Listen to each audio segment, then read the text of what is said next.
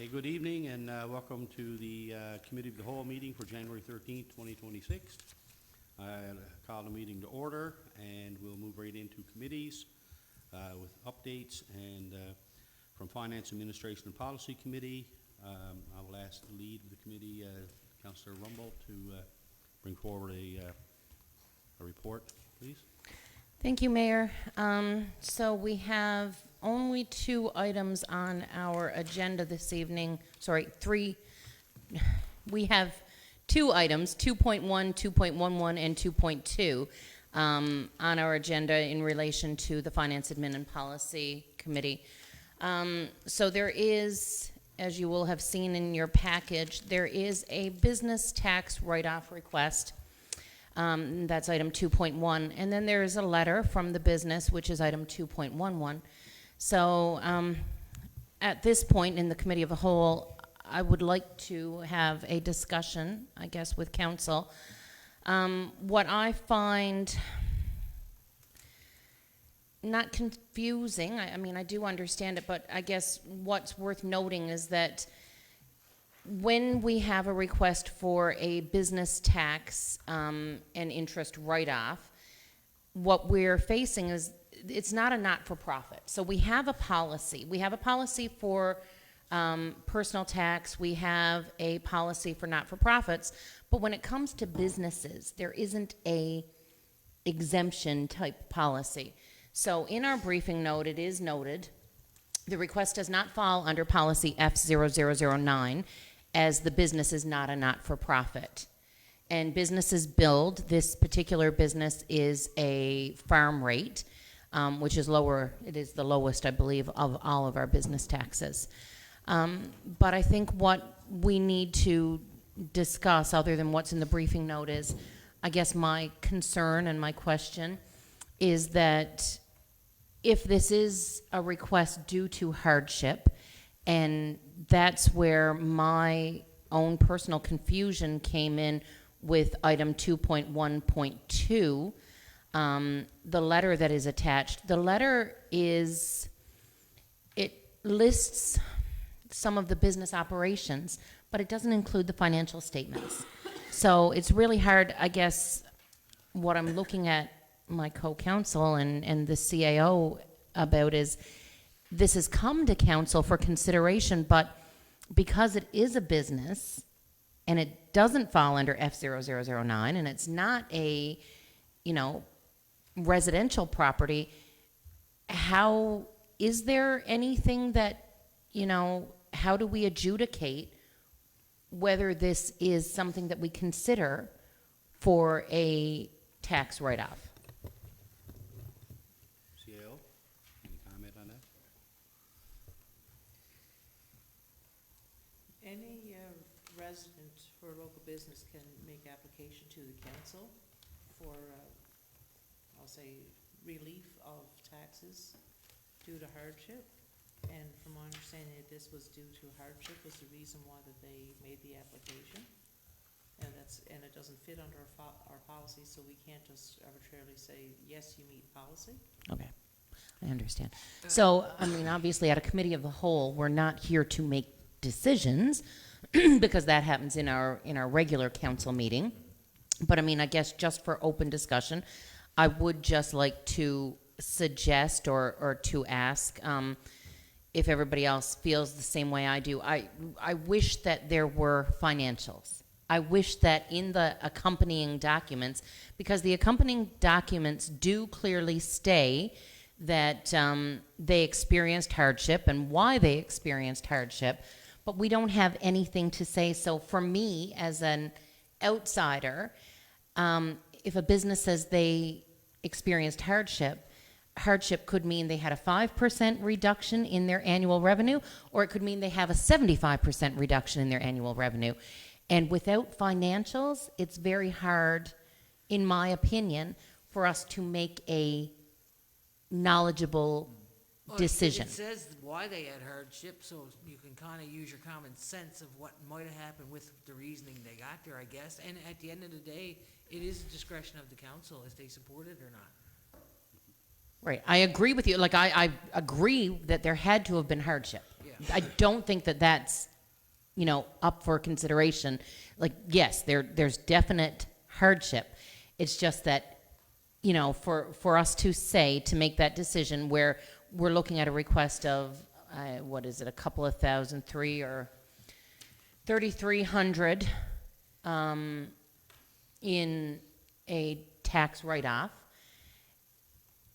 In my, again, very careful in my wording here, in my personal opinion, with my local knowledge of this scale of business, I would feel that 3,300 would result in an insurmountable hardship to this business.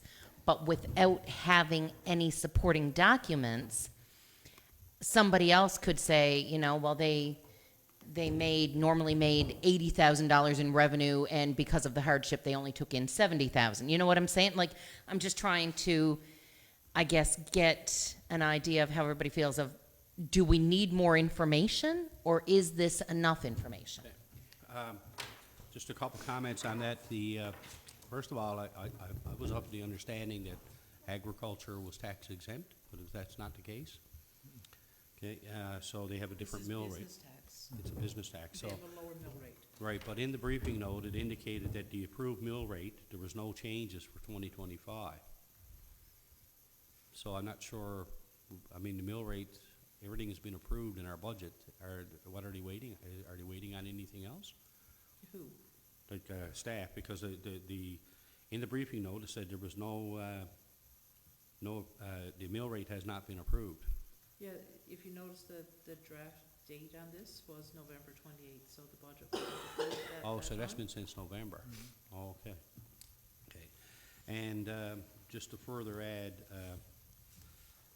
I agree with Councillor Rumbold. I mean, knowing the situation, but what I would suggest is if staff could meet with the owners and have a discussion and follow through on it, because I think there's a lot of information that's missing, and that information could probably be provided if you have a discussion with the owners of this farm. Before a public meeting would be a, Yeah, so I think there's an issue here, I think that needs to be looked into a little further before we run into making the decision. Mayor, if I could, I don't even know, like, to schedule a meeting, like the deputy said, when we only have a week, but even if we had their financials, because if this was a property, if this was a residential or a not-for-profit, all we'd be asking for is, can you provide us your, you know, audited financial statement or a copy of your last tax return or something. So, I mean, you know, it's not so much that I think we even have to have them come in, but if they Or even could a phone- say, even a telephone yeah, call. and say, here's a copy of our last business tax return, or just something that demonstrates, you know, without us having to, we don't want to make it difficult, but we do need to actually have something. I don't know if we can proceed without that information. Okay, so I guess CAO can follow up. You have a comment? I just stating that this is from 2019 to 2026, correct? This is what- Correct. Right? And the hardship occurred in 2016, 2017. Yeah, so again, when you go back, in my mind anyways, if you're looking at hardship, and we're talking about $3,364, basically, without actual information, where is the hardship? Because you're saying it's from 80 to 70,000, you lost. No, I'm just throwing out, No, but I'm just saying, if that was Yes. the case. Right. So we're saying now, you want a tax exemption because you lost $10,000 this year. right, but they may So- have very well lost 75% of their income. Exactly. Right, so we So- just don't know. We just need that information to make a. Yeah, so I think further follow-up, just get more information, clarity. Okay, and my next item is a donation request. And this one is, there's a lot of items to consider in this one as well. So we received a donation request from the Moravian Church of Happy Valley. They are looking for a donation of $5,000 cash and, in addition, any amount of in-kind services towards the construction of a church manse. So they removed their own church manse a few years ago, And the fact that they don't have one now, they've resulted in difficulty in retaining a minister for their church. So they're now attempting to build a new manse. Some of our considerations, again, that we need to look at is, does this follow our policy F0020, which is our donation policy? And again, this is based in the Happy Valley-Goose Bay area. It does have a direct benefit to the residents. It is a not-for-profit, but in their request, they did not provide us with some of the needed information as well. We haven't been provided with any information on their fundraising efforts. They haven't given us a cost breakdown for what their construction will cost. And we also have to consider that our policy F0020 states that you cannot be a recipient of any other assistance from council. So if this particular church is a member of the Lake Melville Ministerial Association, and we have donated to the Lake Melville Ministerial Association, that would nullify their eligibility. So it is something that, again, is definitely something that we need to discuss and see if it even fits the eligibility. And the CAO is looking. Yeah, just one thing, the Lake Melville Ministerial Association is a group of the churches that, I'll say fundraises and gathers things for residents of the community. It doesn't get divided to the churches, so by that, the Moravian Church would not be ineligible because they are a member of the Ministerial Association. Okay. They don't get direct funds for their operations. And just to add to that as well, I mean, although we may provide funding to the Ministerial Association, we also provide direct funding to the Salvation Army Kettle. So it's Yeah, the kettle, not the church. not the church, Yeah, right? it's a program. So the question is, are we able to donate to churches, to parishes? Well, that's, That's up to. That's what council. we need to discuss is, I do would we just- feel it fits F0020? Yeah, I'd just like to note, I mean, the Moravian Church, I don't think there's a big congregation. It's a historic part of our community. It's one of the oldest churches in town, and they're having trouble recruiting a minister, and a manse will help them do that. I see no problem providing a donation from our donations budget. We give out donations to various groups throughout the year. This would probably be just a one-off. You know, it's at council's discretion, but I'd certainly support some form of donation. I think we should probably look at the amount. 5,000 is quite a large amount with our donation that all the other groups and people we donate to over the year. We probably should, when we do vote on it, Yeah. look at an amount that would be reasonable. Okay, Councillor Odell? Yeah, I'll just reiterate what Councillor Rumble said, is that maybe we should ask for some information based on what they are looking for, and then we can make a decision on their requirements, for what they're doing. Yeah. Basically, It'd be nice to know the total cost of Yeah. the project. Yeah, of the project. that's what I'm too with Yeah. it too. We're looking at, like, basically they're building a house. Yeah, And how far is $5,000 gonna go towards a house and Right. what's, Yeah. windows, few windows. probably. yeah, no, that's what I You mean. know what It's I mean? like, Yeah. Yeah. what- If they what have a is- com- What is their plan, like, down the road, how long do they plan on, like, what's their timeline, basically, of getting this done? Because right now, from what I see, there's $1,000 from the Ministerial Association Yeah, and a little so- bit here and there, so that's like less than $10,000 for a cost of, like, somewhere around 100, maybe? Yeah. Well, I know they Right. own the land, Makes so sense to it's. come back The work, after the when work they is got being this. done by sweat equity too, I believe, right? It's Yeah, members well, of the definitely. church are Well, that's how the actually- church is, right? yeah. But definitely, if they had a comprehensive plan where they said, okay, we anticipate this dwelling will cost $280,000 to construct, we have corporate sponsorship in the amount of $140, we have done this to fundraise, and now we're looking for like, if they had something a little bit more structured, it does make it easier to make an informed decision, I guess, is the And way I when the look at project's it. gonna start, because basically if they're waiting for fundraising and it's not gonna. And we take donate place, now, Then, yeah. yeah, so this could be a 2027, 2028 thing, depending on Okay. where they're to. So can we go back, CAO, to them to gather more information on timelines and expectations Total cost. and total cost, and that's, okay, perfect, all right. Okay, moving right along. That's it for you, Counselor? That was the only two items that I had on the agenda for this meeting. And the only other thing, I don't think there was anything in the manager's reports that I had that was urgent. I'm just going to bring that up really quickly.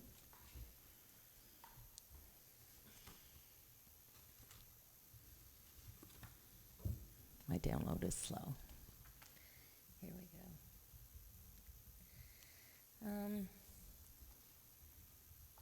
No, everything looks to be in the finance admin department. I guess our staff is now gearing up for probably the issuance of T4s and normal, beginning of a fiscal operations. I did notice that there was a $30 balance in our donation budget, so somehow we miscalculated something. And, again, thanks to Vikram, because I think this is his first full month or first month as our director of general governance of corporate services. And so, there's a lot of stuff working behind the scenes with our staff, and there's nothing urgent in the finance department. Okay, Thank you. Moving right along, community planning and development, and Counselor Dyson, please. Thank you, Mayor. There's two Crown Land applications. One is application 164988. It is for a grant, a grant for a cottage or a cabin. The property is zoned resource, and cottage is permitted in a resource zone.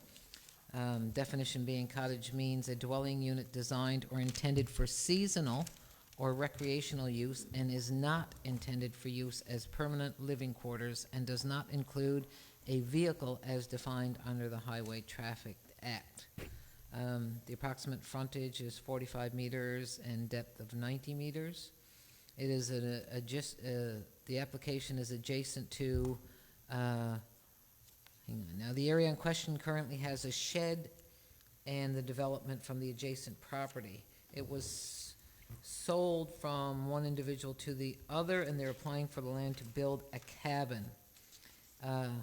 In the end, this lot will have a pre-existing shed and a future cabin. I'm not sure what else we have on that.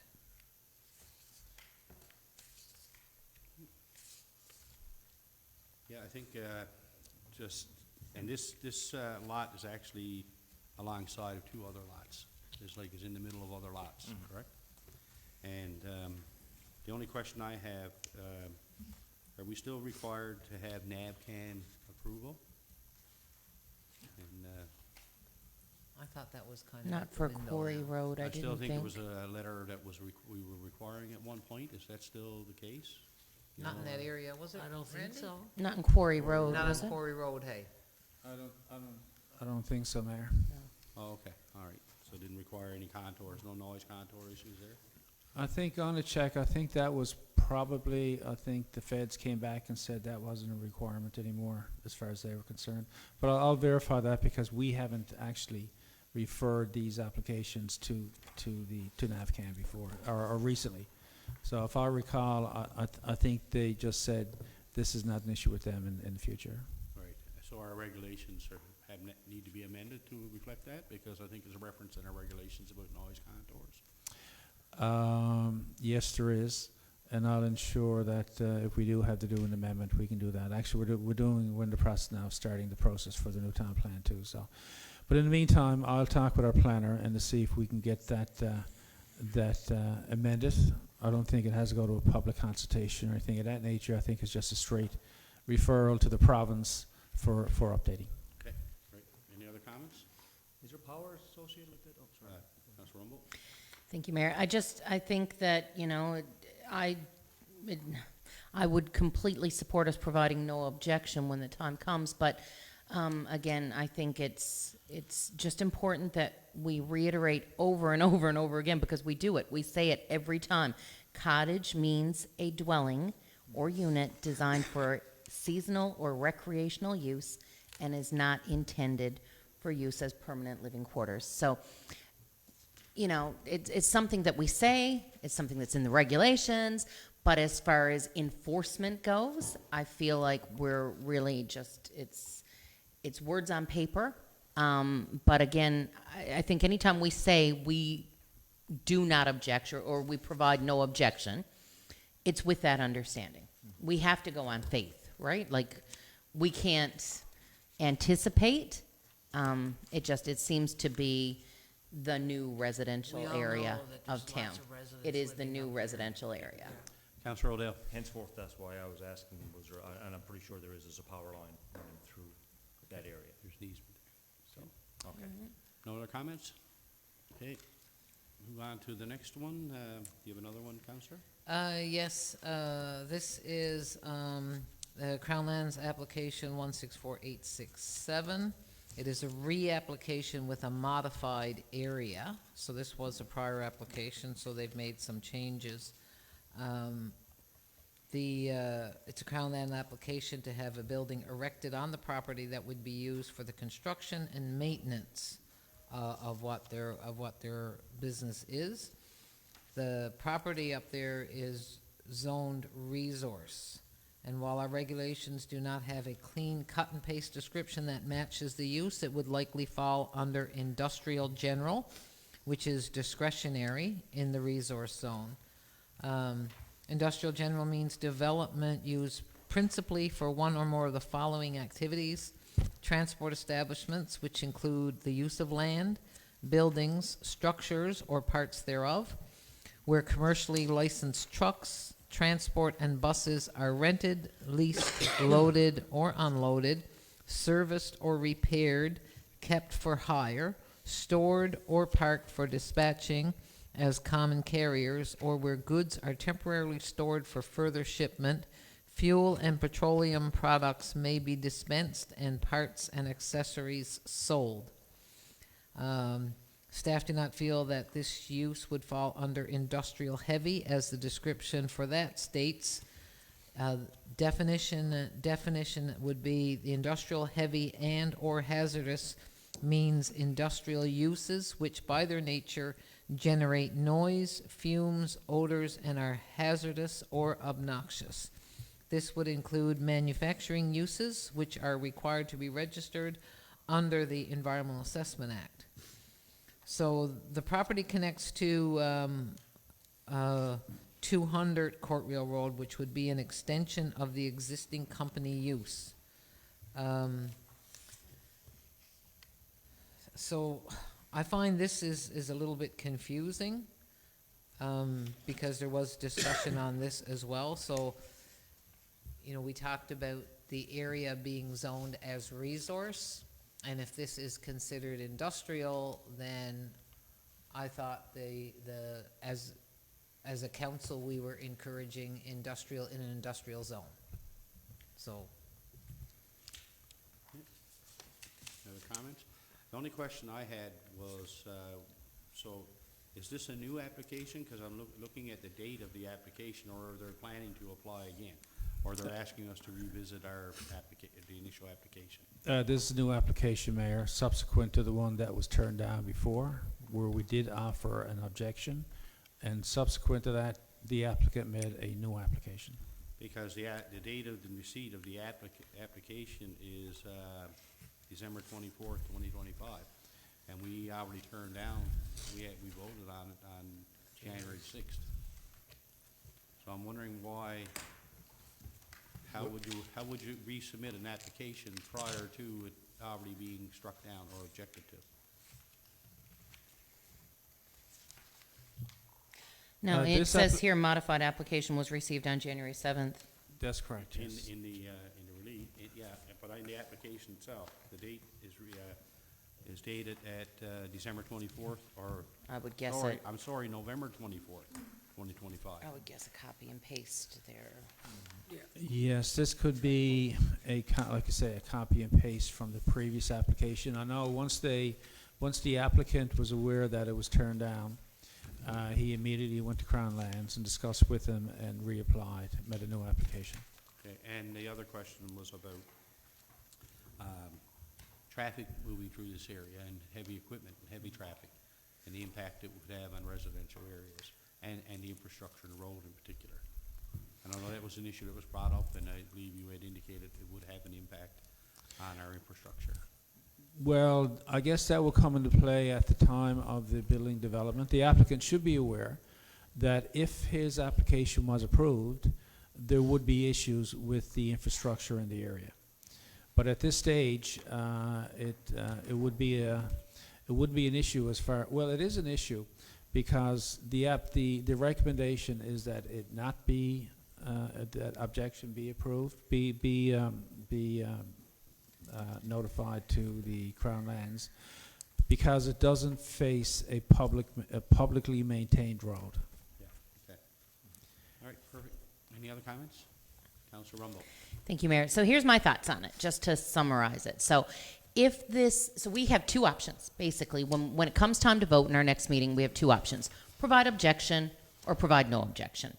Because this is a Crown Land scenario, I like to look at it, or I'd like to compare it to if this was town land. So if we had town land and if we had land that was zoned, I don't know, open space, parks and trails, and we had the discretion to allow something there, we would do so if it had no negative impact on the existing operations, would be my thought process. Is, you know, if we had an area that was open space, parks and trails, and somebody said, can we put, I don't know, a sauna? I don't know. And we were like, oh, okay, you know, it's going to blend into the environment and it's not going to have a huge footprint and it's going to do this and it's going to do that, then maybe we would consider it because it fits into that design.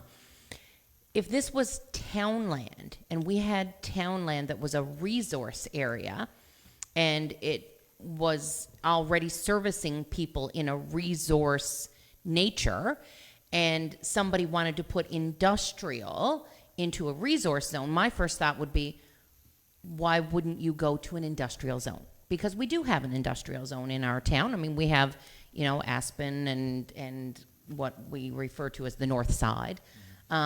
So I worry about if we don't provide objection, that we're opening up industrial in resource, and then where are our resource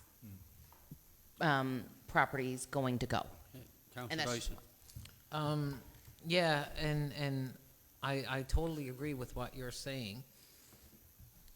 My issue with this is how many times is an applicant going to come back and try to get that same area, which is basically already being used for other reasons by, you know, people who own other pieces of land up there. And, you know, we're trying to stick with the development regulations and stick with the zoning.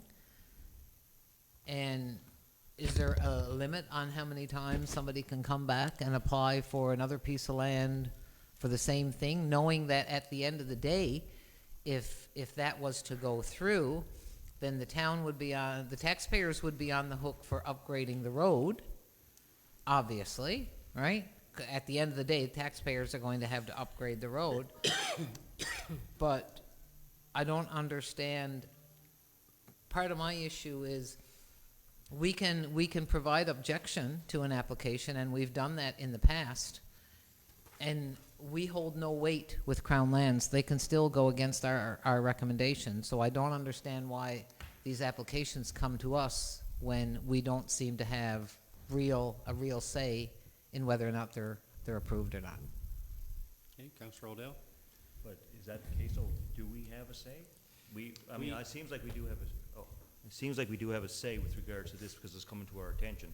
The only question, like Councillor Dyson said, is that people keep coming back and coming back. So is there an opportunity for us to say, so that people with business plans such as this do not look at this portion of the town for property to do such business? Can we state that this is zoned as something else other than what it is? Because It is zoned as something else. So, again, we're in a situation now we've already allowed other businesses to set up shop on that street, which it's done. You can't fix it now because it's already there, but going forward, it should be something that states that this can't be done and it can't be done in the future. So if this council is no longer in existence in 4 years' time, that existing or new councils can't come up and approve the same people or the same business or similar businesses for doing the same thing over and over again. So is that a possibility as well? Just But it has also happened where the council provided objection to a Crown Lands application, and then Crown Lands approved it anyway. oh well, that's So, kind of our hands up. Well, that Right. that Yeah. particular area, at one point, land in that area was zoned agricultural. Yeah, exactly. I know that. And I believe it changed in 2011, 2012, somewhere around there, and it became light industrial. So does Crown Lands make them changes, or? No, that would have been done through the town, through the town's development plan. So is it light industrial or is it resource? Well, it was light industrial at one point, and it may have changed with the last development plan, perhaps. I think this is why, like me personally, I find it so confusing. Like, you want to, I mean, it's not about not supporting one or supporting another. It's gathering information at this point for me to be able to say, you know, we're making informed decisions, because that's why I find it so, not confusing, but like if it's zoned resource, but industrial is discretionary, and then, like Councillor Dyson said, if we are going to focus on industrial in this particular area, then yes, it will be increased traffic, so we have to come up with a plan. We would then have to say, okay, we need to make sure the road is sufficient. I think engineer, Yes, town Mayor, engineer, I'd like to clarify that this application is for Crown Land. We're not actually discussing The the use. building, the development application. There are multiple reasons why we would offer objection to this particular application. But even if Crown Lands actually approved it, there would be other reasons where the town would not recommend approval of the development application. So there's two separate issues. One is the Crown Land issue, which the recommendation is to offer objection. And secondly, even if Crown Lands approved it, we also have another discussion as to whether or not we would actually approve the application for development that will come forward. Okay, thank you. Thank you for that. That Councilor clarifies. Winters. Yeah, I would like to know, like, what's the difference between the last application, and I mean, this is only a week ago that we done this, and I think the reason, like looking at what they're here, is basically you're hemming in, still surrounding it. Yeah, I don't, what's the difference between that last application and this one? Because I think when we discussed it at the last meeting, is you're hemming in this guy who has a piece of land, and there's two pieces of land that this person is going for. Yeah, I think the applicant gave access to the existing operation to the back of the property. So he's not completely hemmed in. There is a considerable area that is adjacent to the existing operation, which leads to another matter. There still could be an impact on the dogs in the area Yes, too. exactly, I mean. So that's an issue that actually I'm in the process of getting more information on, because there's according to the Animal Welfare Act, I think what it's called, you know, you cannot cause undue stress to animals and exactly. that kind of thing. So that's another matter that really, I guess the main issue right here now is that that piece of property doesn't have access to a publicly maintained road. So we cannot recommend approval. We have to offer objection to this application on that point alone. Yeah, why would that come to council then, if that's the case? Well, all Crown Lands applications have to come to council, and this is. Okay. Right, any further discussion? Okay, unheard, we'll move right along to Protective Services, Deputy Mayor Compton House. Thank you, Mayor. We don't have any recommendations, but just a couple of things I wanted to touch on that's in our committee package this month. The fireworks bylaw is back again. We had discussed it going to legal, but there's still some discrepancies, I guess, amongst council on how we should proceed with this, and we did receive some feedback from the community, and so we need to discuss it further. So I just wanted to put that there there's a couple options we can look at, to discuss at the public meeting. We ban fireworks altogether, we look at, setting hours, there's a new fine, structure in place that's, a higher fine, so I would ask all council to look at that policy again, so we can, or that bylaw, so we can discuss it in the public meeting. It is in your package. The community safety plan is talked about in the package, but, I'm gonna ask if the director could, get us a report. I'd like to know how many surveys were filled out to date. Mr. Butler, if you could give us a report for the public meeting?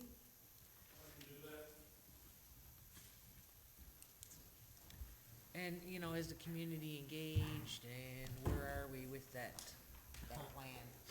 Call your mic in. So I can give you guys what Brian Davis has given me. The easiest piece for me to do is to read it to you, then you'll know Okay. what he's got done Yeah. to date. Yeah, So the community safety planning project is well into the engagement phase. He's had over 100 residents participate in the first round of the community survey. And then that's been supported by extensive in-person and one-on-one engagement that he has been doing.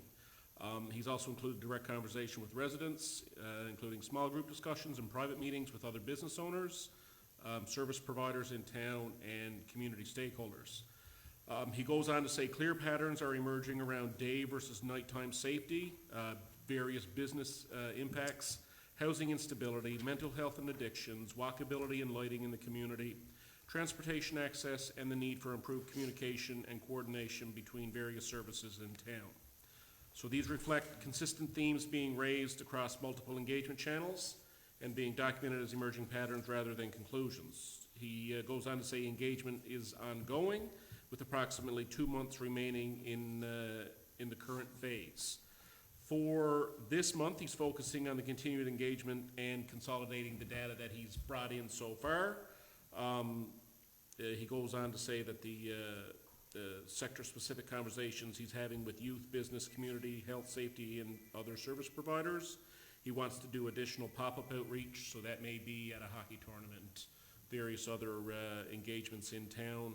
And he's looking at launching a second survey, taking what's been gathered in the first one and running with it in mid-January to validate and deepen early findings. Work will also continue to integrate insights from existing and ongoing municipal and partner initiatives into the framework and ensuring the plan reflects work already underway while avoiding duplication. So that's where he is now. okay, When I have met with him, the only pieces that I think that he has looked at is he would have rathered more engagement with the survey. well, I was just gonna say, only over 100 with Yeah. all the concerns and comments and feedback we've received in the last few years around public safety. Yep, There should be thousands you would think, that but would there complete that hasn't been. survey. And so I'm happy he's doing a second survey. I don't know, you know, some people, if there's another way besides on computer, you know, online, because not everyone has access to online. Seniors don't have access to online, most of them. No, unfortunately, the online piece is the easiest route. Yeah. You get the direct answers correlated into a spreadsheet, and then it goes right into. Is there any consideration about a mail out or something put in the post office? Or even something at the town hall that they can come in and pick up and fill out and bring back, and he could key in the data, right? Potentially, I can have a chat with him. Yeah, because we need more than 100. You know, I know he's doing what he can to get people to fill them out, and you know, It was a lengthy survey too. yeah. Yeah. So that sometimes that, Yeah, He might have to that condense the deters people. second one, because that intimidates people when it's too long. So if you can make, maybe if you could suggest if you could make it shorter, and other ways that people can avail of it. Because I think online sometimes is not always, it is until you gotta start typing in comments, like yeah, check boxes and things like that, and then pull downs that actually give you the options of picking Yeah. something. Yeah. Like you Yeah. physically gotta start typing in your thoughts. Most people Again. skip over that. So Yeah. I mean, I started the process, I completed it, but it took so a you're, certain amount of time, cause it doesn't allow you to go on without completing Yeah. a section, so that's maybe a deterrent as well. so, Mr. Butler, you're gonna talk to him about that? Yeah, I will. Okay, perfect. The other thing was, enforcement, if you could get an update on cleanup orders and any other orders that are in place, there has been some discussion amongst council, and, we'd like to see where these stand right now, if we can get an update on that for the public meeting. I don't know if anybody else got anything to add to that. I know that a few buildings have come down recently. Of the 3 orders that were issued in December, 1 building has fully One come has down. come down. Yeah. Yeah. Is there a timeline Yeah. supposed to be 30 for that? days. What's, what was written in the orders, the 30 days? It was a 30-day timeline. They brought one down, but they have contested and put in a, what's the word, appeal with the province. Based on what? It revolved around the issue of safety is what they were looking at for bringing down one of the other buildings. And then the other building, we haven't heard anything on that one. I know I haven't. Have you on the one on Cabot?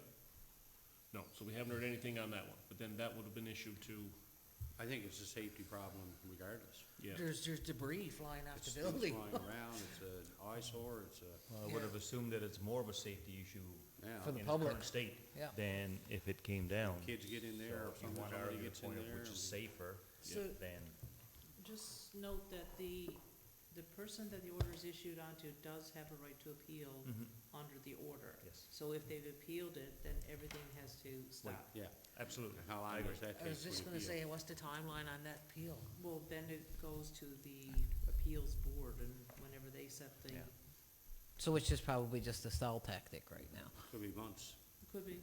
So at the end of that process, the appeal process, if they are still not tearing down this dangerous eyesore of a building, is it within does the town, or is it within the town rights that we tear it down and send them the bill, because that was something? It's up to the decision of the appeal board. So they'll either say one way or the other. Okay. Yeah, once it goes to appeal, it's up to them.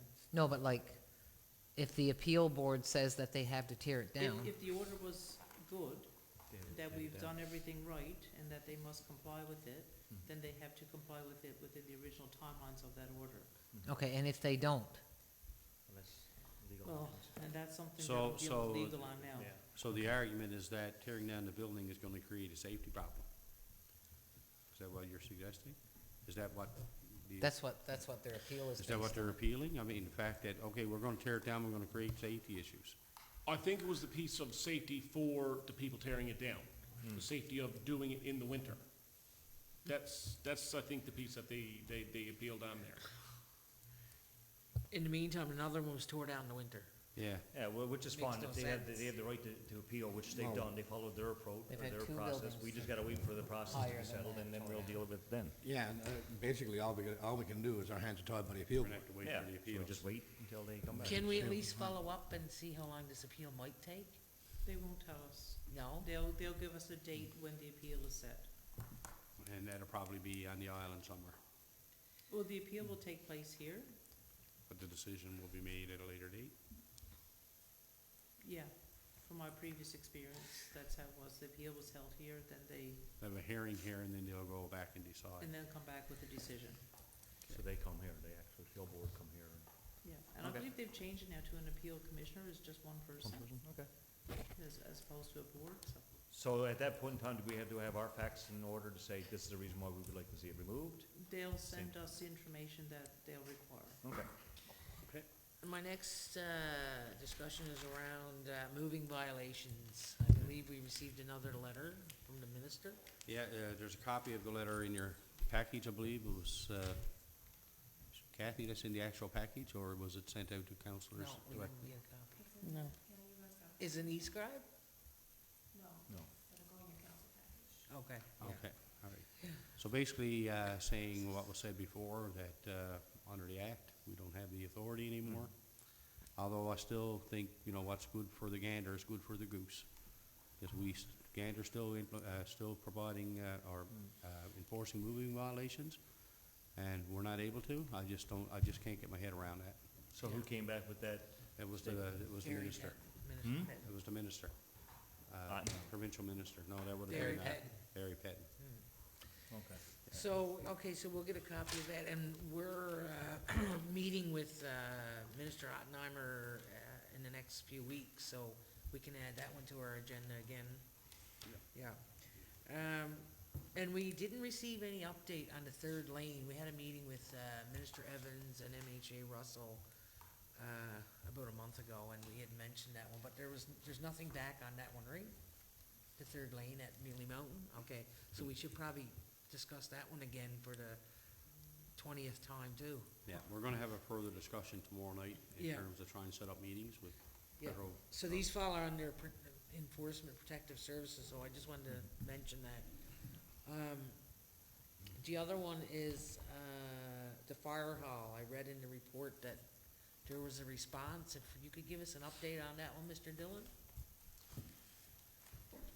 I was talking to TI a couple of days ago.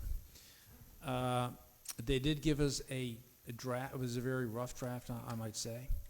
And anyway, it was sent back to them. They're working. They're trying to put together a more comprehensive a template, and hopefully within the next week or 2 weeks, they're going to use this template that they're providing to us as a template for other municipalities too. So the intent is to do a very thorough job on this, and we can expect it hopefully within a couple of weeks.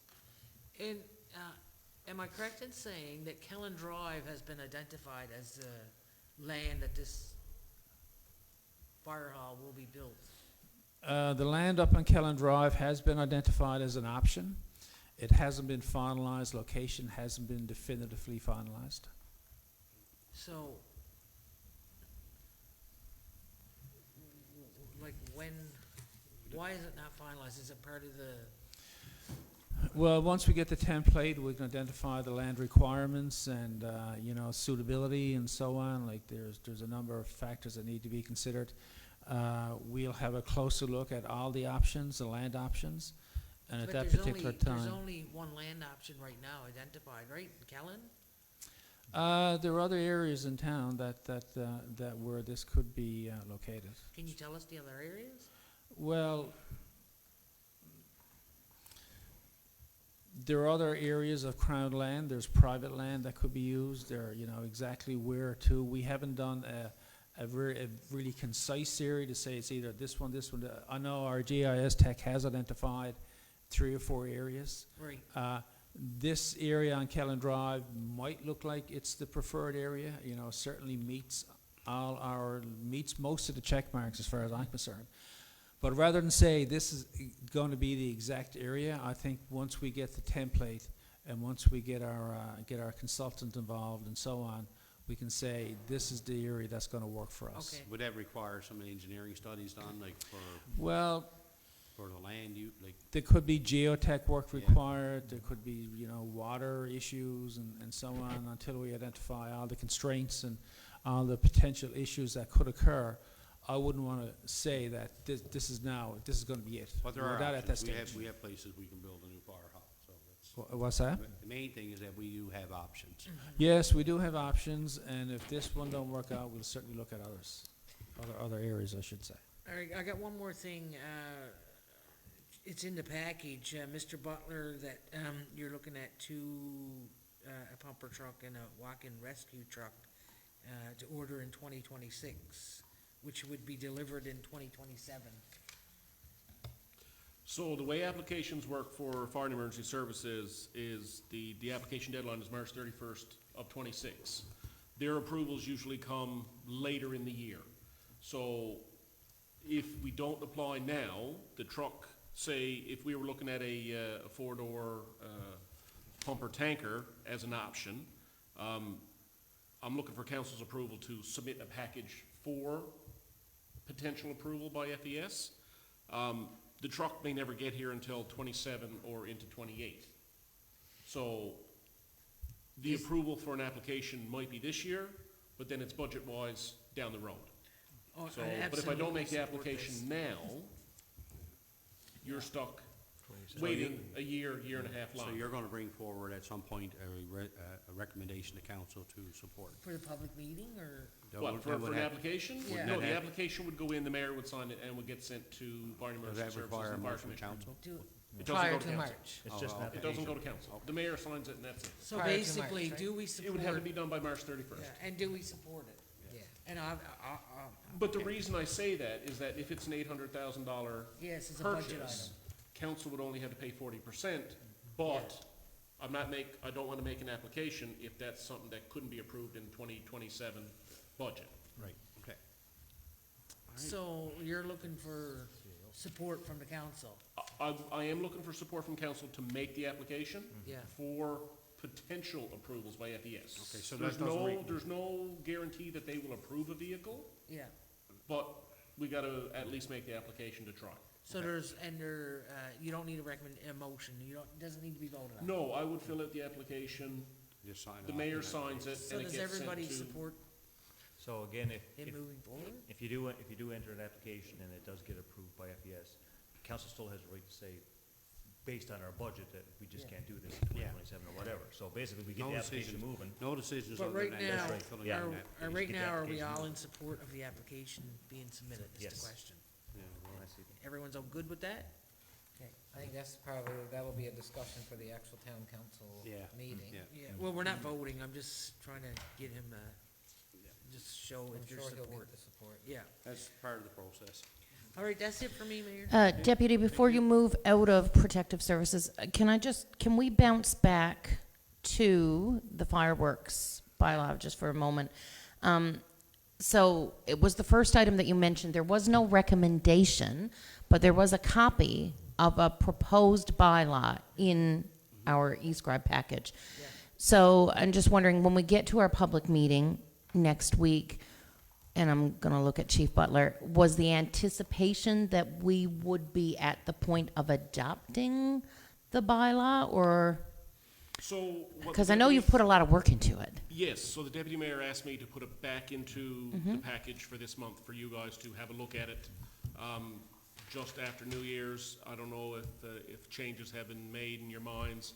I know the CAO asked me to update the piece for the, application cost, as well as the potential fines. If you're in with approval for the bylaw as it sits, then after that piece goes, then it'll go to legal. So that's why, After it comes back from legal, then its council would have to adopt it then. that's why I asked you to bring it back, because there's been some different, comments made, different than that bylaw that's presented.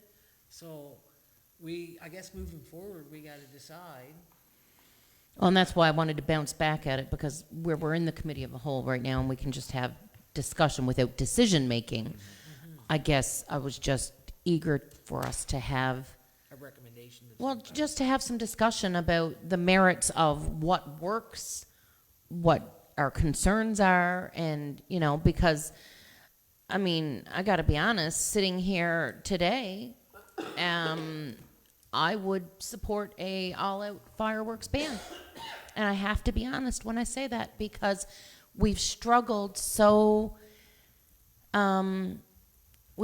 much with getting this bylaw worded, and it's been back and forth. And I mean, that's why I said I'm looking at Chief Butler and I'm saying, thank you so much for all the work that you have put into this, but it's so intricate. My biggest fear is that you've gone to all this work, that we could potentially adopt this bylaw, and the enforcement piece is something that we talk about frequently in town council meetings, where, the point, and I think the CAO has said to us before, when it's kind of like making a SMART goal, specific, measurable, whatever. When you're making a bylaw, you're looking at what is is it enforceable, all right? I think that's what we've always been told, is if you're going to put a bylaw in place, is it enforceable? And so I struggle greatly with, I did not enjoy New Year's Eve. I did not enjoy New Year's Eve. The feedback I have received personally from members of this community, and I'm sure some of you have as well, I saw one young man who just made a comment, I'd just like to go out and enjoy New Year's Eve with my spouse, and we can't because we have to sit at home because the kids are upset and the dogs are upset. And I've seen, if we're talking about social media comments, there was a lady who said that she stepped out her front door and was almost hit by, now, I mean, I wasn't there, but I do know that, you know, there's such a big safety concern with this that I don't know how we're going to get it right.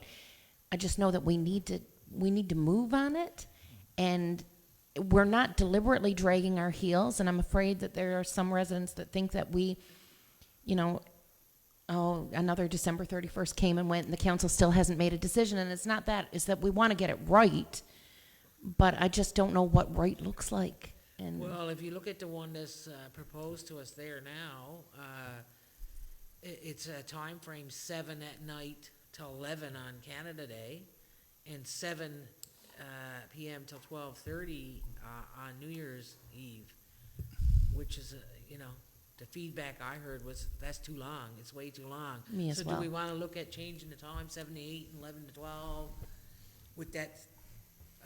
Do we want to look at a there? total ban within town limits? Is everybody willing to support the total ban? I'd suggest we go back, read the draft that you have done. Yeah. I've read it and And, reread it and I mean, I reread think it. we all got concerns with it, and I would suggest we send those concerns directly to Chief Butler, and he will incorporate those into the document, and then we'll come back with another draft and see where we stand then. And I think we do that like before the public meeting, because I've asked that back in November. Yeah. Mr. Butler sent it around to everyone, and there was no response, but then I heard different comments. There was response, and some councillors had no issues, Yeah. but, yeah, you are right. If that could come back to me before, say, the end of this week, Yeah. get that to me, I'll have the document redrafted with whatever that wording is. Councilor Winters had one make a Yeah, comment. I know there's two sides to every issue that we have to deal with. I know with dogs and with people with mental health issues and stuff like that. But there's also like the reasoning why people have these, like, not on Canada Day, not on December 1st, whether it's a celebration of life, whether it's a festival of some sort. So, I mean, this has to be taken into consideration as well. I understand everybody's reasoning around it, but I mean, again, for a council to just say no more fireworks, I mean, like, we gotta weigh a lot of things here, like especially when it comes to, like say a celebration of life or a festival of some sort, because we do have people that celebrate different holidays than we do. In the new bylaw Right. too, and I agree with you, Councilor Winters, and in the new bylaw, they had to get the permit 5 days in advance. Yes, exactly. And this is yeah. where I'm too with it, is if the public is well informed, I think that's the biggest piece that needs to be And timeframes. recognized is, okay, make sure that everybody knows that there's gonna be fireworks at a certain place, certain time. Where and when, that's still being worked out, and like I said, you've done a lot of work, and it's amazing work. But again, we have to consider everybody, and not just one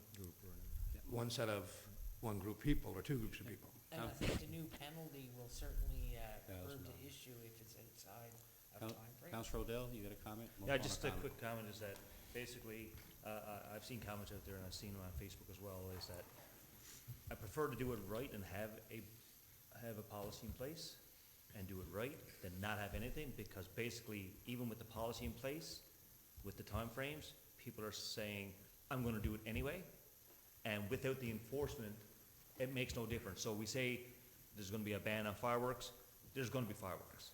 So basically, it is the best interest of the council and the community to come up with something that works for everybody to some degree, and a balancing act. But again, I think if you do an all-out ban, there's still gonna be people that's gonna be purchasing fireworks, unless we go and say, we cannot sell fireworks in this community. Absolutely, yeah. That's the only way we can do it. So outside of And that, people will still bring them in, I mean. people are still gonna Yeah. get them. So basically, it's in our best interest to come up with a good policy. And again, one of the things that I was looking at after you discussed it is that if you do get a permit, and we can enforce the permits, is that you are required to get permission from X number of people around your property to say, okay, 3 houses or 4 houses, whatever the case would be, so Yeah. that there's a buffer zone between you. If there's some rejection to your permit based on someone next door to you, then that should be the deciding Like factor. there are some parts of this that just make such good sense. Yes. Like it's just where you've got that you have to have a bucket of water. Yes. Right? Like simple things that, common sense items but my biggest fear is even if we take out the fact of that there are people who are bothered or there are pets that are bothered, or even if we take that out, looking at it through a public safety lens as well, we really need to make sure, I'm so apprehensive about, I think if we can look at adding a zoning thing in this where, Chief Butler and I, we've already spoken, I've said, I live on Pottle Street, and if you have to have 25 feet clearance, nobody on Pottle Street should be allowed to set off fireworks. Yet it happens. Yeah. So I guess having that clarity piece so that people really are aware, and one of the municipalities that I looked at in Ontario that has a complete fireworks ban, they did so because their housing subdivisions were so close together that they said, we don't have the space. So they said, you can't have residential fireworks. However, you could go down on the waterfront or you could go. So, there are a lot of things for us to consider, but I think, when we talk about, there is the lens of, like Councillor Winters said, there's cultural, there's Diwali, there's, celebrations of life, there's different things where people want to celebrate with fireworks. We don't want to infringe on somebody's celebrations, but at the end of the day, if it's not safe, it's not safe. No matter what you're celebrating, no matter what you're commemorating, if it's not safe, how could we possibly proceed? And we wouldn't do things in times where there are, like it mentions in that bylaw, if there's a fire ban, right? If it's a dry, hot summer. But again, we just need to, I think you've done such a great job, but making sure that it is enforceable and that people understand the intent, I guess, is the biggest part. Well, nobody wants to infringe on anybody's rights to celebrate for whatever reason. But trying to tell that to some of the seniors on Learning Street who were up for hours and hours and hours of unending fireworks, that was traumatizing to seniors with Parkinson's, no-brainer for me. Okay, so we'll stop Okay. the discussion there, and if we can get that information off to the chief by the end of the week, and hopefully we can have something to put in place for the next public meeting. Okay, we'll move right along, municipal services. Councillor Williams, anything to report on? Yeah, I've got a couple of things for municipal services. I don't have any recommendations at this time, but one issue I want to acknowledge under municipal services is the ongoing work related to charging infrastructure for our electric bus. So the bus itself is operational on reduced hours, but as expected with any electric fleet, the permanent charging infrastructure, a lot of big words there, requires significant electrical upgrades. So as we know, charging remains a challenge. The required permanent charging solution is a large capital item, and I'd like to ask for an update, Mr. Dillon in engineering, on where we are with charging options, timelines, any potential funding pathways, so council can continue planning responsibly and transparently. I know, Councillor, there is an issue, or there still is an issue with the charging at the Royal Inn. And I'm just looking I received an update on that there today. I saw that too. Council. Yeah. Oh, okay, you have that, Council. Okay, yes, so, hopefully, within a couple of weeks, the private charging station will be fixed and upgraded to, so that we can get back to normal when it comes to the high capacity charging. Oh, sorry, go ahead. No, go ahead, Councillor. What I was gonna say is, my understanding is that Hydro's aware of the issue, and someone has to come in on site to actually fix it, that the problem's been ongoing since November or whatever, and someone actually has to fly in to fix that charger, that whatever's going on with it, is that correct? You gotta get the parts. Yeah. There's an issue with a charging cord or something, I believe I read in the, Yeah. Yeah, the update was sent to all the yeah, council. the update was sent to council today I in an didn't see email. the update, so. Yeah, I didn't read through it But my either, understanding is that someone has to fly in to fix the part. I don't know if that's in the update or not, but. Yeah, It's the it cord says, and they have to order, they have to get parts to fix it. Right. They narrowed it down to the actual charge cord and one other component, so they're currently working to get the required parts and then dispatch one of their techs to site. So based on the correspondence or emails that you received, town engineer, we're expecting at least another couple of weeks before that charging unit is back fully operational? Is that what we're- Probably, the latest I heard was that from the superintendent of public works, who's in contact with with Hydro, is that we don't expect the charger to be back in operation until sometime late this week or maybe next week. Okay. Okay. Before you move on, Councillor Williams, I wanted to ask a question. Any update on the app? There was some issues with the app. I don't know if there's been anything improved since, or? For the charger. Are you The referring app to for- booking? the mapping aspect of it? I Yes. think a lot of that For issue. booking the app, there was issues with that Yeah, busing app. I yeah. think, my understanding, the issue there is with Google Yeah, and Google Maps. And until Google Maps updates their files, their maps of our community, we're gonna have that issue. And I'm not sure if there might be years. we can reach out to somebody with Meta, whoever. Yeah, I think our GIS tech was or is in the process of contacting Google Yeah. and making sure that our mapping is updated. Okay, I think that's the main Let's issue call there, from what I could understand. Let's call Google. Yeah, yeah. let's call Google. Yeah, that's, Okay, I've got one other thing too, Mayor. It's good timing to speak about the fire hall under protective services, Deputy Mayor, as council continues to recognize that it's critical that we need to get a new fire hall as a top municipal priority. But there's something else I want to put onto the agenda, or not onto the agenda, but I guess onto the backs of our minds. We also need to begin long-term planning for a municipal operations depot. So the town is currently operating under a costly lease that will expire during our time on council. So while no immediate decision is required, it's an issue that we need to keep in front of our minds, so we're not forced into reactive decisions that I think happened before. So I intend to keep raising this early so council can consider options, partnerships, or phased planning well in advance. Councillor Williams, I was gonna say, I'm glad you said it, but keep it on your agenda every month, because the depot, there's a lot of negativity in the community, and we need to figure this out. This council needs to figure it out in the 4-year term. Could we so. get an update from Engineer Dillon and CEO, because I know this was left in you your guys are guys' court. working on something, right? Right, I know from our understanding, you guys are working on it. We know that it's a 5-year lease, and we understand that we understand why we had to get out of the old one, and this is why last council went into that 5-year lease agreement, and it was we left it up to engineering to find out what the next steps are, whether, like I said, whether it's the best cost option to the town, whether it's build new, lease, or renovate. So I was just like, if we can get an update from your side, that would be great. yes, myself and CAO and other senior staff are in the process of evaluating the alternatives. And at the appropriate time, we'll bring forth a recommendation to council. We're well aware of the fact that we have to be out in this June will be 3 years after that. So it is on our top of our agenda for sure. And at the appropriate time, a recommendation with various options will be brought forward to council for discussion and the final decision.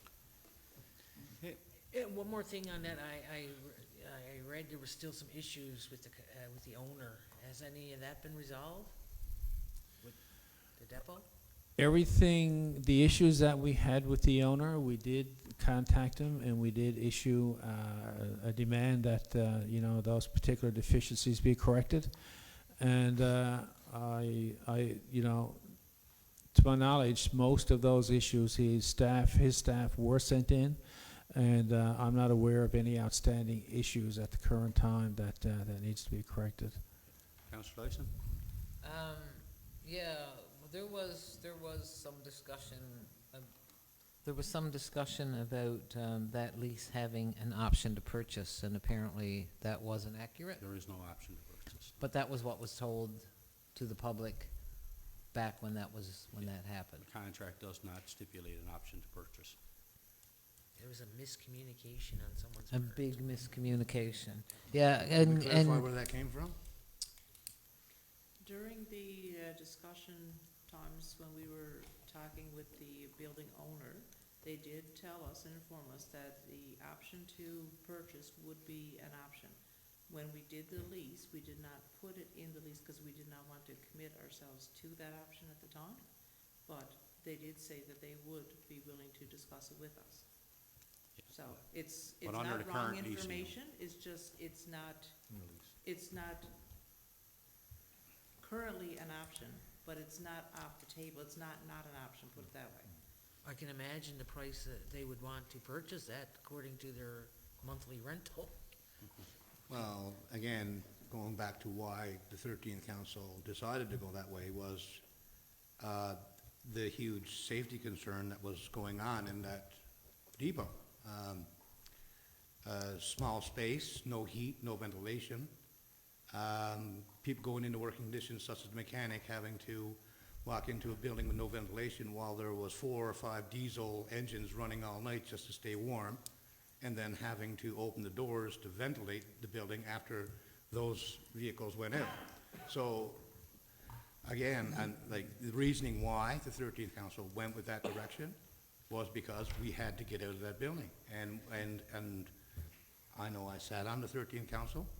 I know Councillor Rumbold has sat on the 13th Council, and I'll defend that decision every day of the week. When it comes to having lifts that were barely, like, reasoning why is that building was built in 1987 with no upgrades whatsoever. No ventilation, lifts, we got extra equipment, bigger equipment, heavier equipment, servicing hundreds of kilometers of new roads. And our depot was commissioned again in 1987 with no upgrades whatsoever. So, again, if I have to defend the decision, why we went to a 5-year lease, and I think that was under recommendation of engineer and CEO, is this is the best option, because this will give us 5 years to decide whether it's the least cost option, best option for the town, whether to lease, rebuild, or retrofit. So I think that is the reasoning why. I think we're in a good position as long as we get updates from engineering and the CEO that they are on top of this. I think that's fine. I don't feel like we had multiple options, right? It was, you can't stay here. You don't, right? You can't stay here. It's not safe. You Although can't the stay building is here. still open and there's still staff in there. But But not we, doing what the they're way doing it in was there. told to us at the time was that it was not safe for staff to be in there, that it was a workplace health and safety issue, that there was no ventilation. Yeah, we're not going to Okay. debate. It was Yeah, the no, no, mechanics. we're not It's doing not that people could not be in the building. Right. Under workplace health and safety, or workplace in what they're called now, we Right. were at risk of being shut down as a depot because of the mechanics. Right. They're the But- grads. So, yeah. We're not going to debate. No, like, the I guess I- rationale, No, but it keeps reasonings coming right now. up. I mean, the Right. fact of the matter is that we're leasing a building Right. that's costing us $43,000 a month, and we have to look at options for the future. Yep. And if Right. that means building a new building, or lease options, or renovating the existing facility that's there, or the old depot, that's the option, that's pretty well the options we have. Yes. So And- until but- we're to a point to decide on those options, I think, speaking about what happened and what didn't happen is irrelevant. Past tense. Yep. Yeah, Ben, Mayor, I don't think we're debating it. It's just a matter of, I think Councillor Winters wanted to have it out there to say, it wasn't a decision that was made half-heartedly, or it was made out of necessity with the intent that it was never meant to be a, let's pay rent for the next 25 years. It was meant to be, this is our temporary solution till we can do what we're doing now, which is finding a permanent one, so. So council are willing to move forward on this one, I would put it on your agenda every month. Absolutely, and that was the intention, Yeah. not to debate what had happened in the past. I know that Yeah. we were in a rock and a hard place, not debating it, but just to start thinking about it for the future, and I will bring Make it sure it's on forward. our radar, that's all. Yeah, I'll just say CAO? it's been on our radar for the past year, and when there are updates, we will provide them to the council. Okay, appreciate it. I just wanted to throw out there, it's important, again, to keep it on your agenda. I'll talk about the splash pad. I talked about it for 4 years on my agenda every month, and we got a splash pad. So let's hope that that pulls in the same situation. Okay, is that it, Counselor? That's it for me, Good. thank you. Okay, Counselor Winters, please. Well, I'll say Counselor Winters, please. Hayward. I don't know what I think with Hayward. Could I request the Director of Community Recreation Services to come down?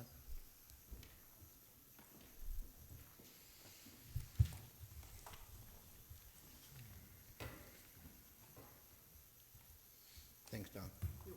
Just going through your report, there was a couple of things I was looking in there. One was the Hall of Fame. You said you had to talk with the CEO. I was wondering what that was pertaining. I know I strongly believe we do need a Hall of Fame, and we need some sort of an event. But you said you need clarity on a few things. Well, with the sport Margaret, we did an environmental oh, here we go.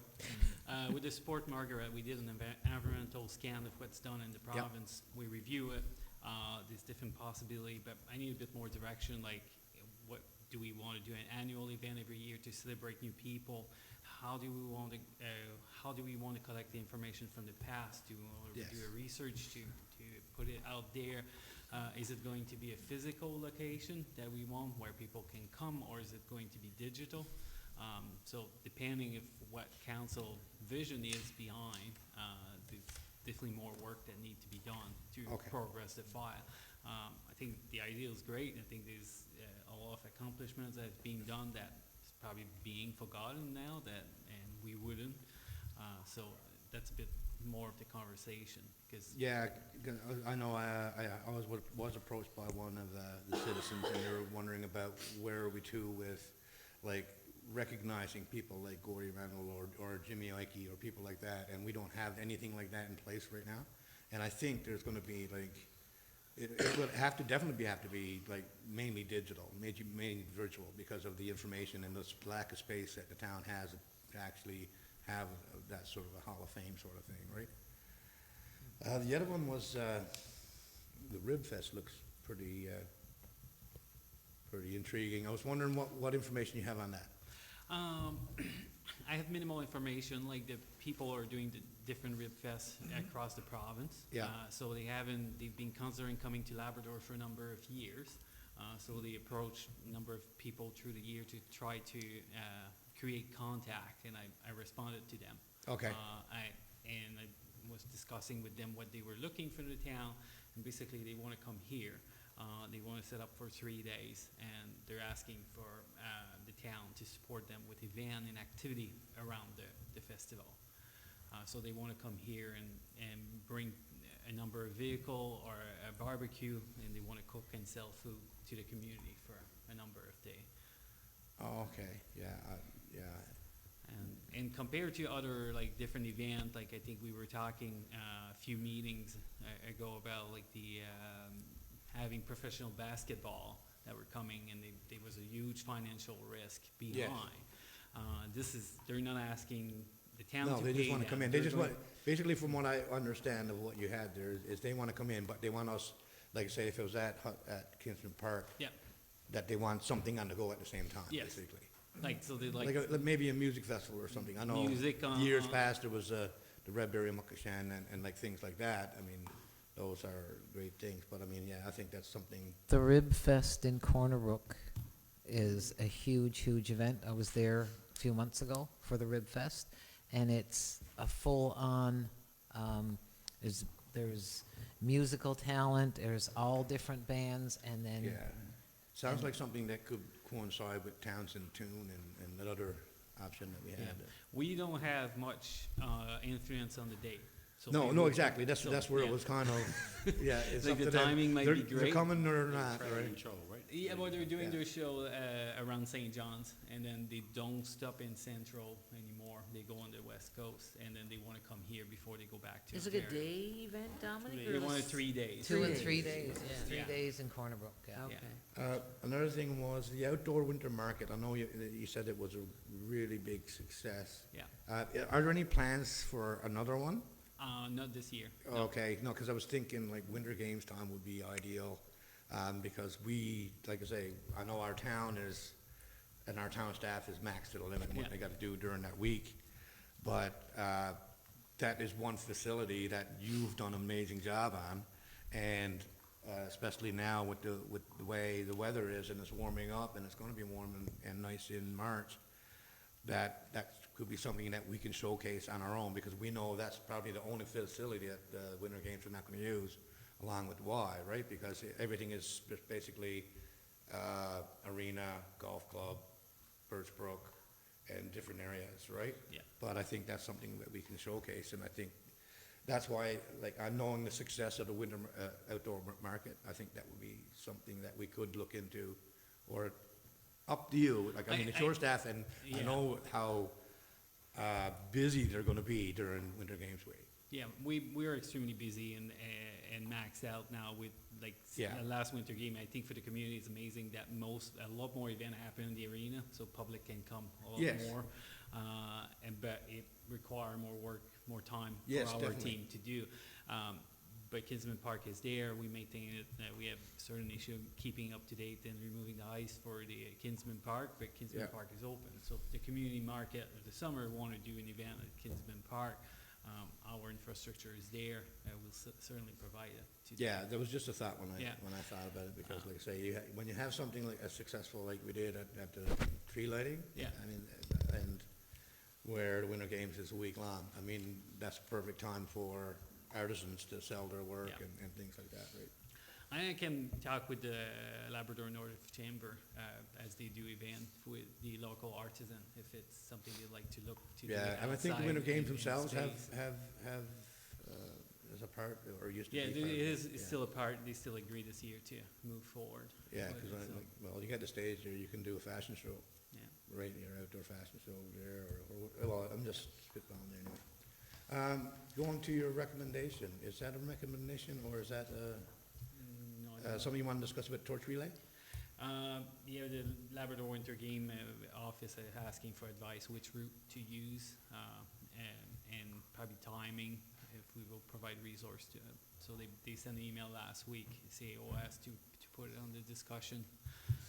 It is during the weekend of the mega, so it, like, ending at the arena will be difficult, because it will be really busy during that time, and the mega is one of the biggest, hockey tournament. We're often finishing really late at night and starting early in the morning.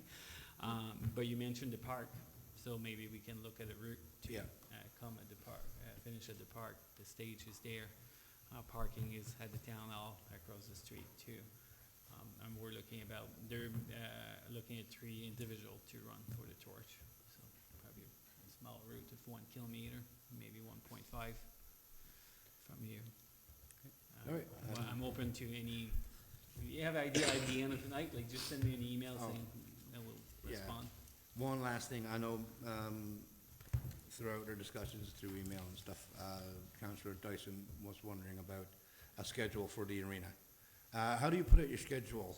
Like, what's going on throughout the week? And, like, you know what I mean? If there's special events, if there's certain hockey, is there a Facebook page that you have? Currently not. We've been looking to put it back online. It was online back in 2020. For different reasons, we changed a different supplier for electronic, but we haven't put the schedule back online right now.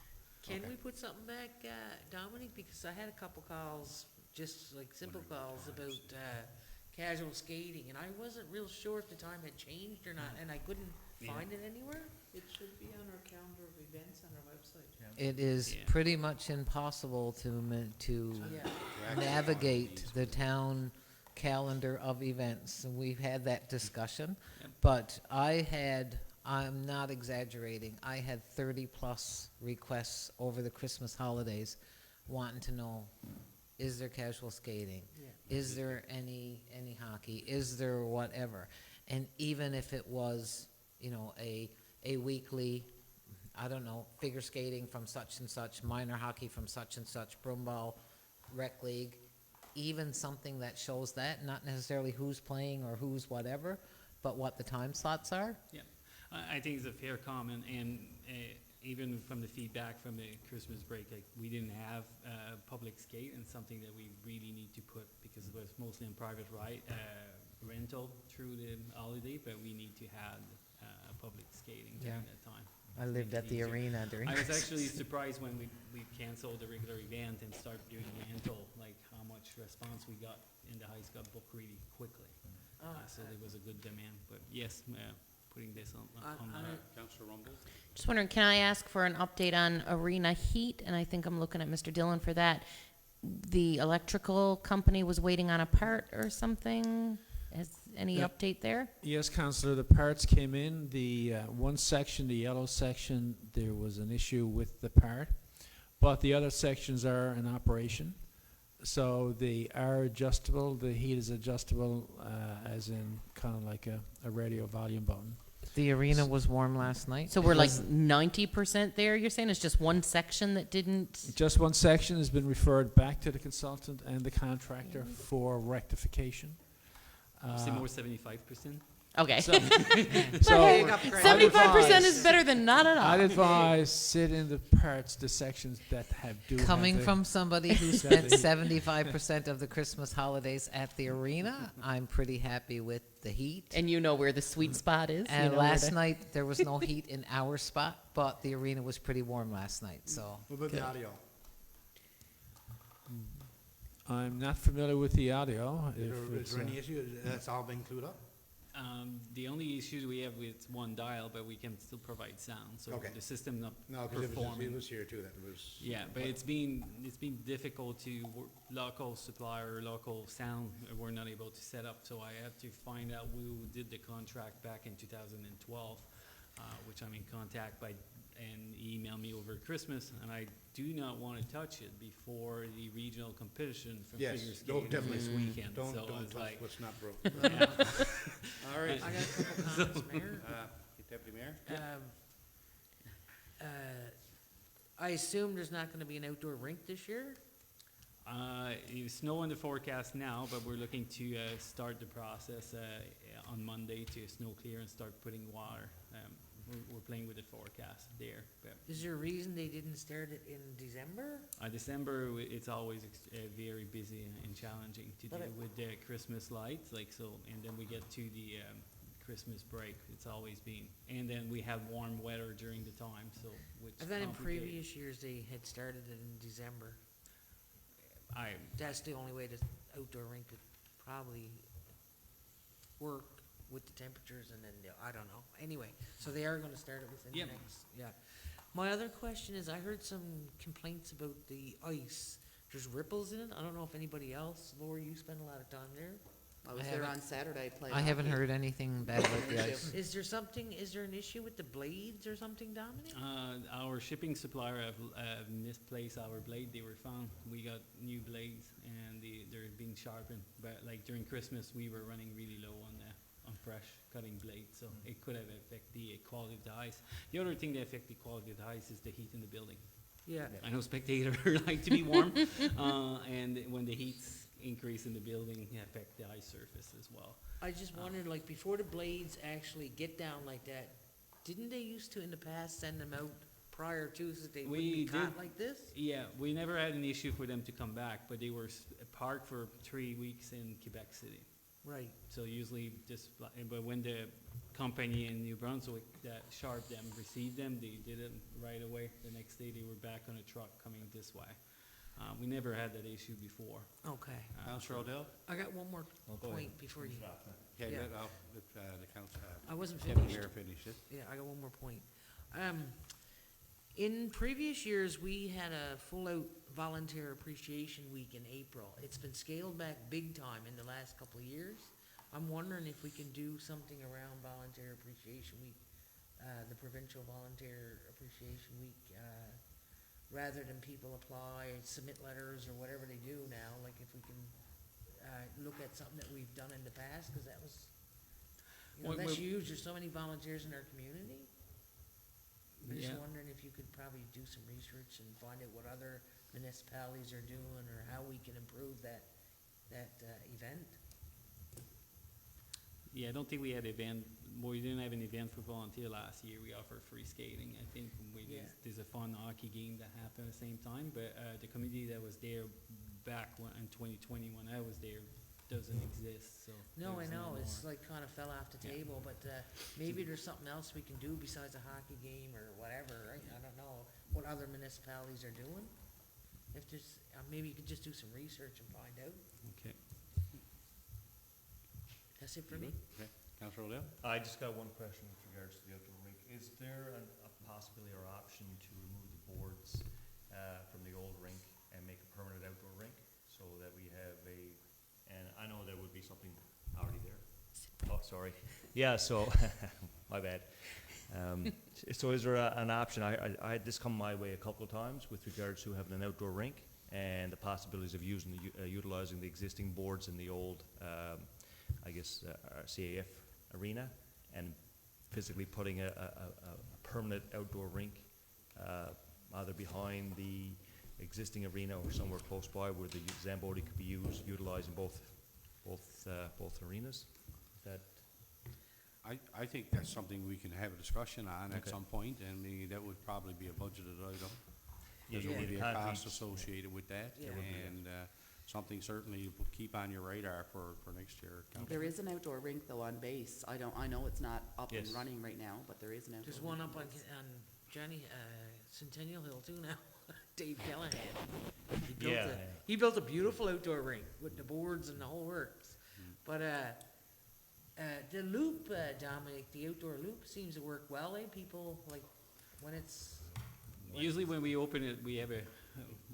more traffic, and after it trickle down. Yeah. Like, Depends on and I, weather. and I'm not an expert in climate, but like the past few years, like we get like warm day and it's like, Gone. yeah. You try to Kills bring it it pretty back quick. and it- Our it- weather's it's been gone, weird. so, but we're going to give it a try. I think it's well appreciated from the community, and definitely when we do the opening night, usually it's like, Yeah. we have 50 people coming, so. Okay, Perfect, thanks, that's all I had, thanks for your updates. You're welcome. Thank you. Thank you. okay, so no further discussions for committee of the whole. I'll just call for a meeting to adjourn our committee of the whole, and then we'll close off to the public. Moved by Councillor Dyson, okay, meeting adjourned. Yeah, that's what the moon's saying. You never